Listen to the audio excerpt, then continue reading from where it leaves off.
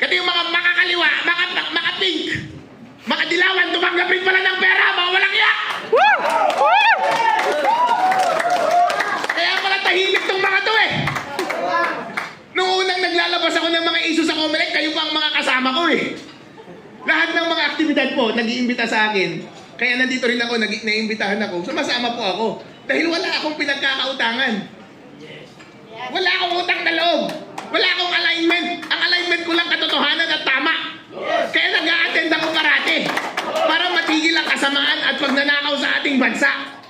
Magandang umaga po sa inyong lahat.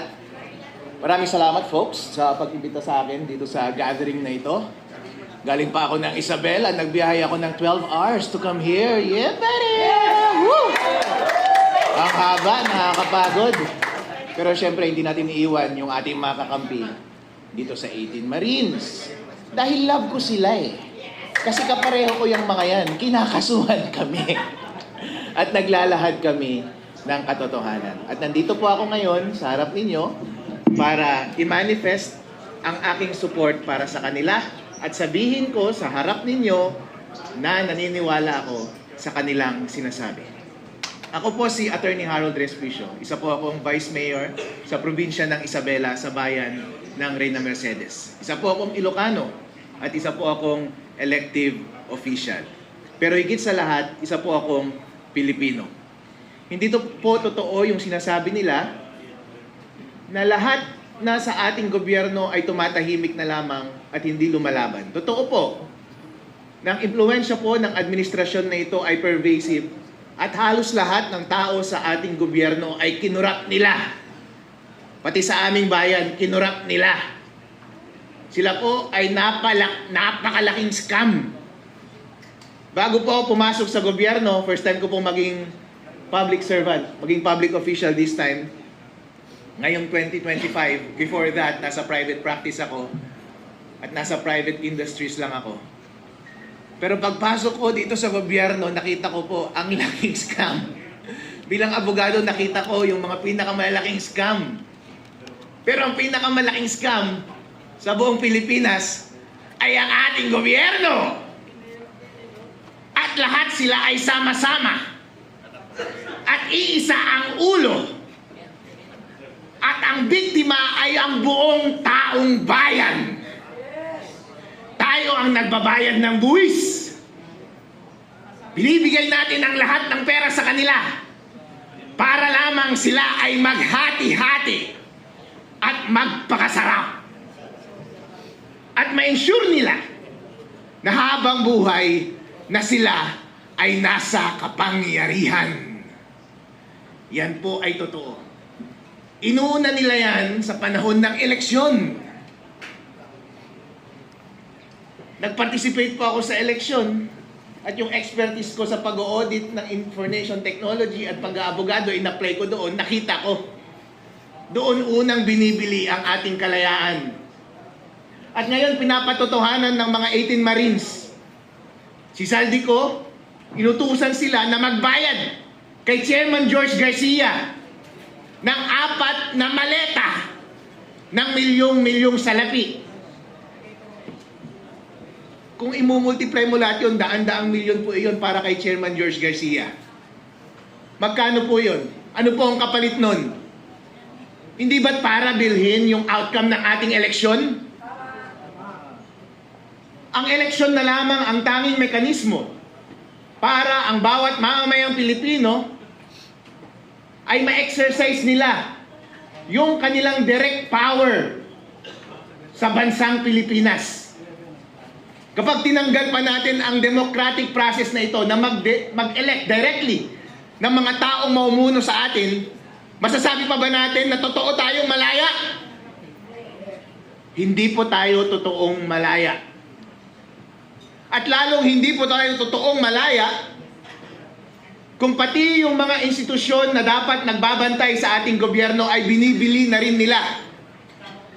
Ang mekanismo sa ating konstitusyon para bantayan ng ating gobyerno ay yung mga investigasyon doon sa Senate at doon sa House of Representatives. Doon sa mga hearing ng mga komite. Pero nabigyan ba sila ng mga envelope? Nabigyan po. Kapag yung magbabantay sa ating gobyerno ay nababayaran natin, matasabi ba natin sa ating sarili na totoo tayong malaya? Hindi po. Ganon din po sa ating judiciary. Marami ang sinasabi na sa kanila ay nababayaran. Merong dating leader ng judiciary na pumasok sa executive, pero sila ka-textmate ni BBM. At nag-uusap sila paano magnakaw ng pera ng taong bayan. Kung lahat ng ating independent institutions na ito ay magkakasama na, kasama na sila sa scam, totoo pa bang malaya tayo? Hindi po tayo malaya, mga kapatid. Itong mga 18 Marines, hindi nyo ba naaalala last time? Noong ginagawa nilang scapegoat si Zaldico, di ba sinasabi nila na, "Uy, si Zaldico, bakit 18 Marines ang iyong mga bodyguard? Ang dami-dami, 18 Marines." Di ba ibig sabihin, binibigyan nyo ng credibility yung 18 Marines na yun, the fact na meron siyang hawak na 18 Marines. Pero nung lumabas yung mga 18 Marines, at sinabi nilang totoo na kami ang nagde-deliver in behalf of Zaldico, laban! Papunta yung pera dito kay Romualdez at mga congressman, senador, Comelec, kila Trillanes.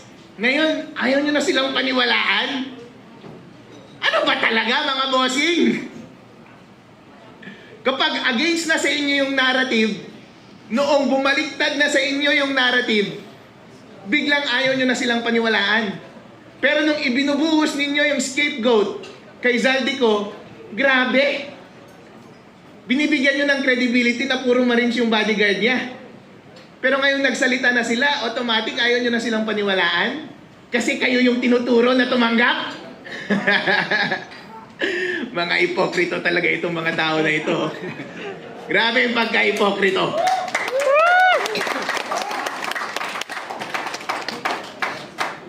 Ngayon ako ay lumalabas dito dahil obligasyon po natin na kahit ano ang kulay natin. Dahil sa totoo lang po, wala namang sumusuporta sa akin. Although nakikita nyo ngayon, naka-align ko yung mga Sara Duterte. Kasi kami lang naman ang lumalaban. Kasi yung mga makakaliwa, maka-pink, makadilawan, tumanggap rin pala ng pera, mga walang iya! Kaya pala tahimik tong mga to eh. Noong unang naglalabas ako ng mga issue sa Comelec, kayo pa ang mga kasama ko eh. Lahat ng mga aktibidad po, nag-iimbita sa akin. Kaya nandito rin ako, naiimbitahan ako. Sumasama po ako. Dahil wala akong pinagkakautangan. Wala akong utang na loob. Wala akong alignment. Ang alignment ko lang katotohanan at tama. Kaya nag-a-attend ako karate. Para matigil ang kasamaan at pagnanakaw sa ating bansa. Pero na-obserbahan ko parang, bakit yung kabilang side walang masyadong activity? Walang activity masyado. Napapadalas tuloy, napapansin nila, bakit Harold parang dito ka sa opposition na sasama parati? Eh sila lang yung may activity eh, nalaban sa gobyerno. Yung mga ibang partido, wala nang activity na laban sa gobyerno. Dahil bayad silang lahat!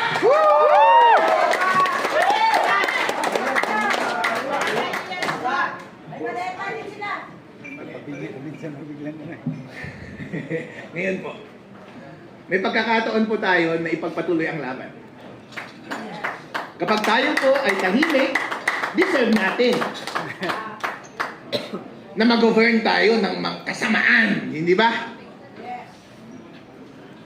At ganun din actually kapag rinefuse natin na mamuno, deserve natin na mag-govern tayo ng mga mas bobo, ng mga kurap, at magnanakaw sa ating bansa. Kaya mahalaga na tayo ay magsalita, na mag-participate at i-take up natin yung responsibility na pamunuan ng tama ang ating bansa. Kaya tama yung ginawa ni Sara eh, nung mag-announce siya as president. Kasi siya na lang yung boses na kumokontra sa malaking pagnanakaw dito sa ating gobyerno ngayon. At parang magkakaroon ng rally sa March 11, nandun kaya siya? Kasi sa lahat ng pagkakataon, sumasama po ako. Basta lumalaban tayo sa katiwalaan, basta may pagkakataon na maisiwalat natin ang katotohanan at marali natin ang taong bayan para lumaban sa pang-aapi ng gobyerno at sa kanilang pang-aabuso at paglaban para sa ating ultimate na kalayaan, ako ay magpaparticipate. Kaya next week, parang may pinaplanong rally, baka nandun ulit ako. Alright? Hindi ako mag-a-absent. Kasi yung mga nag-a-absent, baka yun yung mga nababayaran eh. Alright? Mga malakalit. Maganda sana kung nandun si Sarah sa rally, kung may rally eh, no? Dahil mga kababayan, pagkakataon na natin ito, kailangan maging isa ang ating boses. Maging malakas para tapusin ang pagnanakaw dito sa ating bansa. Maraming salamat po sa inyo lahat. Inuulit ko po ang aking suporta para sa 18 Marines at sa lahat ng kapwa kong kinakasuhan, kasama na si Mike Defensor. Kawawa naman itong mga ito. Nagbibigay support lang. At saka si General Pokis, may kaso na rin. Wala kayo, malapit tayo magkakaso, mga idol. Alright. Pero wag po tayong bumitaw. Sama-sama po tayo na lumaban, laban sa kasamaan sa ating bansa. At makakamit din natin ang kalayaan. Huwag lang tayong bibitaw. Maraming salamat. At huwag tumanggap ng maleta, please!